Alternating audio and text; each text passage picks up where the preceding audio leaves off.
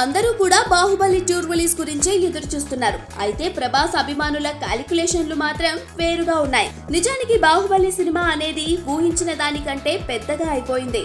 ఈ సినిమాతో ప్రభాస్ రేంజ్ కూడా బాగా పెరిగింది. అయితే బాహుబలి 2 రిలీజ్ అయిపోయాక ప్రభాస్ పదే పదే అదే రేంజ్ ను అందుకుంటూ ఉండాలి. అప్పుడే బాక్స్ ఆఫీస్ దగ్గర టాపర్ అవుతాడు. ఇప్పుడు ఫ్యాన్స్ ఈ విషయం గురించే ఆలోచిస్తున్నారు.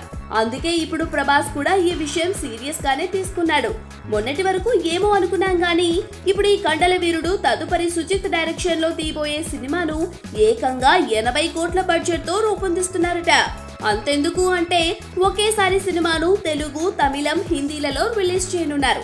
3 భాషల్లోనూ డైలాగులు రాయించి షూట్ చేస్తారట. అంటే ఇదే మన టాలీవుడ్ నుండి వస్తున్న తొలి ట్రైలింగ్వల్ సినిమా అవుతుందన్నమాట.